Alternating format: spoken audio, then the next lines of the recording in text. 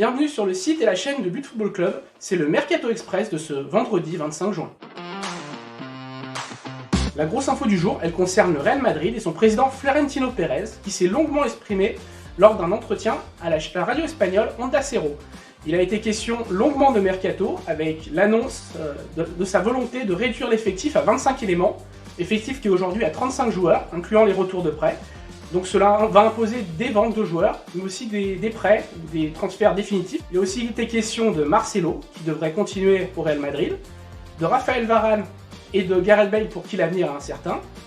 Florentino Pérez a aussi été questionné sur Kylian Mbappé, qu'il souhaite faire venir du PSG. C'est clairement un message de politique politicienne du président, pour ne pas brusquer le PSG, mais pour ouvrir en même temps la porte à Kylian Mbappé. Son autre phrase forte concerne Sergio Ramos, qui, rappelons-le, a fini son contrat avec le Real Madrid et qui va quitter le club. Il a dit « J'espère qu'un club aura même lui donner ce que nous n'avons pu lui donner, comme pour Cristiano Ronaldo à l'époque. » Donc là, c'est clairement un message à Paris, donner un gros salaire à Sergio Ramos, et aussi un message de dire que Sergio Ramos est parti par cupidité. Donc c'était quand même une interview assez forte et assez marquante aujourd'hui. Concernant les rumeurs, nous allons commencer avec une page FC Barcelone.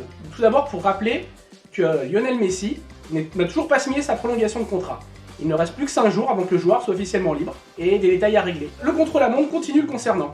Autre rumeur au Barça, celle d'un départ de Jordi Alba vers l'Inter de Milan. Mondo Deportivo affirme que les deux clubs discutent d'un troc de joueurs et sont notamment concernés Skriniar, le défenseur de cette équipe, le défenseur slovaque de cette équipe, ainsi que le milieu Brozovic et l'attaquant Lautaro Martinez. Alors pas les trois en même temps, un des trois probablement, mais c'est en discussion actuellement. Au rayon des rumeurs toujours, nous allons parler de l'OM et du LOSC, deux clubs qui sont à la lutte pour le même type de joueur, à savoir un gardien de but.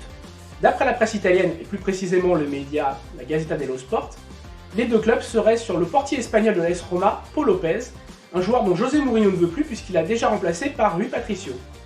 Toujours entre les deux clubs, le cas Amin Adli. D'après Foot Mercato, Lille se serait lancé dans la course pour recruter le joueur du Toulouse FC, qui, rappelons-le, est en fin de contrat en 2021. Les Dogs espèrent boucler le dossier pour 7 millions d'euros. Une somme qui nous paraît quand même un petit peu basse, dans la mesure où Damien Comolli réclamait entre 10 et 15 millions d'euros il y a quelques semaines à Marseille pour boucler le deal.